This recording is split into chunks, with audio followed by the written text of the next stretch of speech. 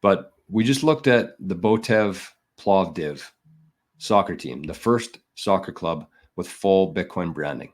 We saw Peter McCormick adopt a Bitcoin strategy over in Bedford, real Bedford.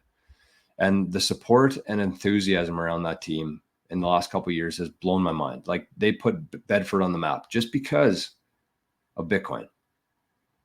They've moved up, I think, 2 leagues. They've been able to attract the best players there because of Bitcoin.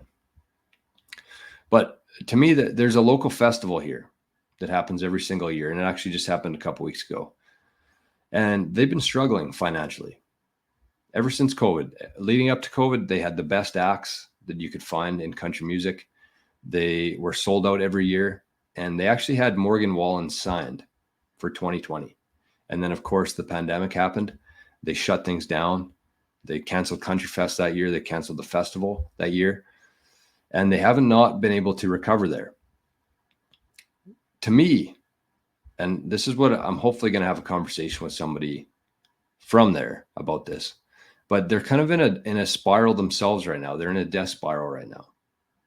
And I know that that's a pretty hard thing to hear, but it's the truth, because what's happening there is that because they can only sell so many tickets, their venue can only handle so many tickets at a time. Every year, these acts are becoming more and more expensive. Every year. Like, if you would have looked at exact same as housing prices there, you see the houses in dollars and you see the houses in Bitcoin. And for the last 10 years, the housing prices in dollars have just gone up and up and up. And in Bitcoin, housing prices have gone down and down and down. And if you looked at the exact same way as like a festival act, the prices have gone up and up and up in fiat, in dollars, and they've gone way down in Bitcoin over those 10 years. And so they're coming to a point now where they cannot afford to pay artists. It's like a chicken and the egg thing. They can't afford to get the acts that will bring people there. So they're in a spiral right now because of fiat. We're at the end of the fiat cycle right now. And in order for them to actually be able to pay for acts, they would have to almost triple their ticket prices. Like, I had conversation with people about this on the weekend, and there's a bunch of different ideas and thoughts, and changing the name and changing the music type.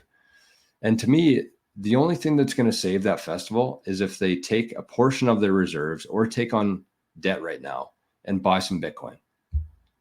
Look at it as a 10-year plan. Say, we're going to buy this Bitcoin today. We're going to just survive for these next 10 years. And we're going to utilize this Bitcoin. We're not going to sell it, but we're going to go to the bank in 10 years from now or 5 years from now and say, this is what we're putting up as collateral.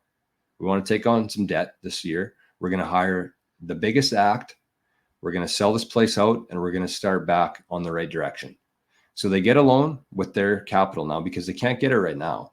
It's very hard for them to get financing right now.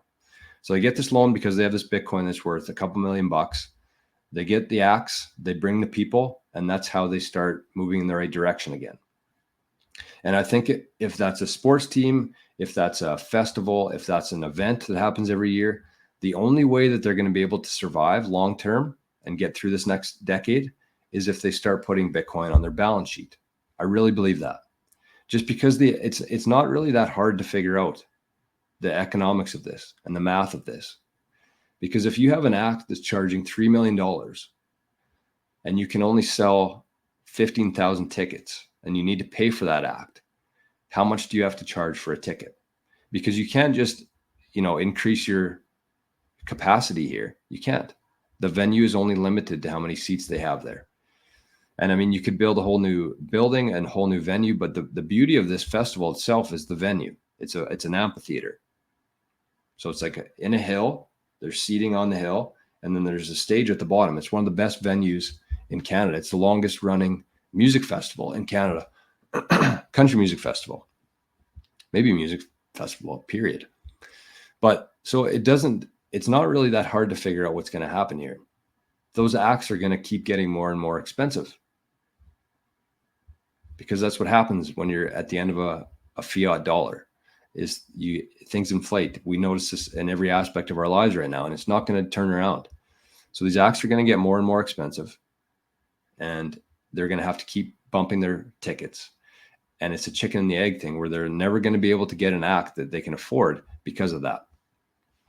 So I think that, as I said, the only way that they can, I believe, survive is if they consider this, understand this, buy some Bitcoin, make a 10-year strategy, and just survive.